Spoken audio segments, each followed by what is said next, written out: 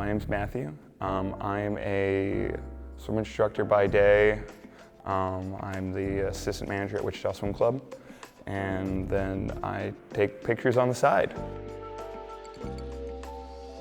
Well, I've sort of always had a camera. I had one as a kid and then just sort of kept using them, getting them for like Christmas presents every now and then. And it wasn't until 2020 where I seriously started taking pictures when I was not much else to do.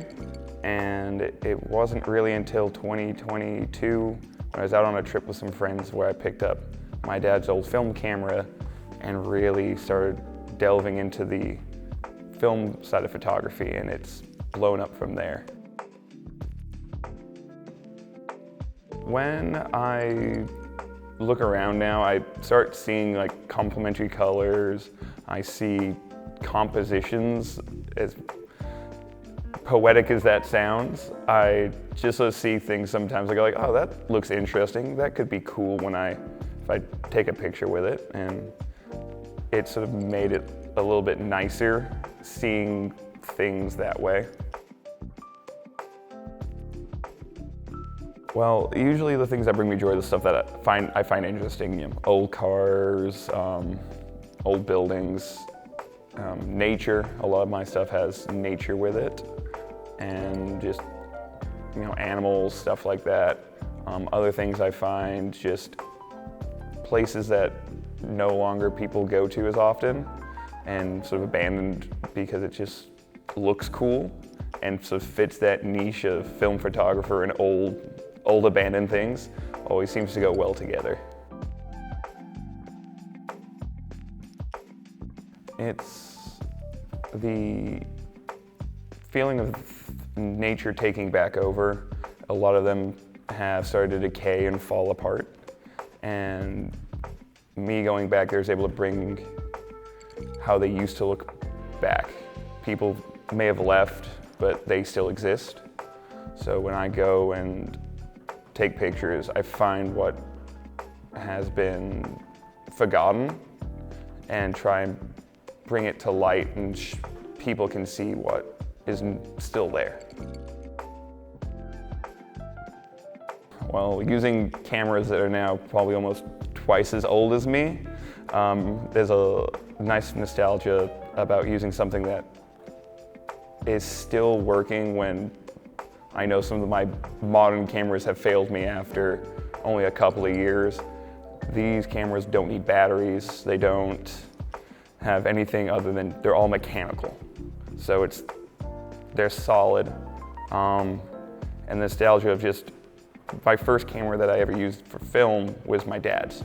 So it's nice that is still a camera that still works after. It was bought in the 80s, so it still is functioning as well as it should after all this time. And it's just nice to see that stuff like that still works.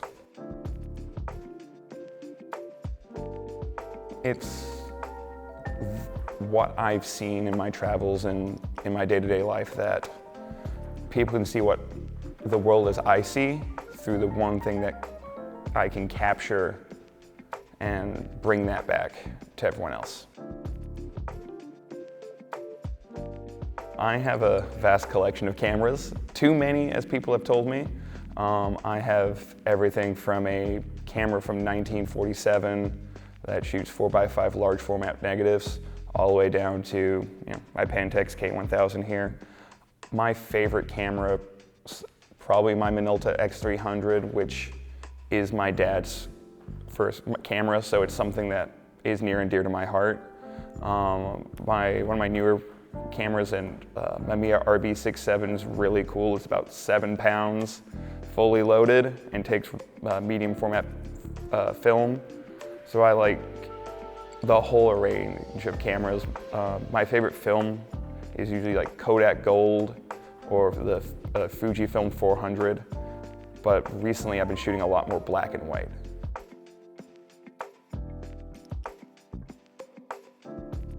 I really like contrasty images, very vibrant, with very dramatic skies. So I try to look for compositions that have complementary colors, with this one, like the orange of the building and the dark blue sky really matching and bringing them out. With the big red Coke logo in the middle, it really lets it pop. But other times when I shoot black and white images, I look for just dark shadows, and it really lets me not worry about the color as much, but just capturing that image in its essence. I usually try and shoot spontaneously if I'm going on a trip. Every now and then, if I decide I want to go try something, I'll walk around town and sort of have some areas that I have in mind. I'm trying to shoot more thought out and methodical in the next year, hoping to try and do that more. It depends on what camera I have and the amount of film that I have. If I'm shooting on my digital camera, everything is getting shot and just seeing what sticks. But if I'm shooting large format or medium format, I try to be a lot more methodical, try and look at it through the viewfinder. And if I like what I see there, then I'll take the photo. But it really depends on if it fits what I feel looks right.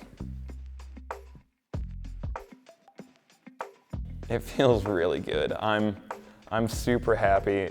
I would never in a million years thought I would have my own exhibition, and it's super cool to let everyone see my photos, not just on a phone screen anymore.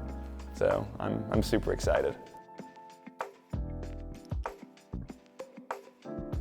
What I want people to take away is that sense of wonder, where I have images from spanning the globe a little bit, and like seeing that it's not just here in town that you can find these little things, but abroad, small towns around the country, you can go anywhere and find images like these, and you can take that with you and find them yourself. I have so many favorites. I have two.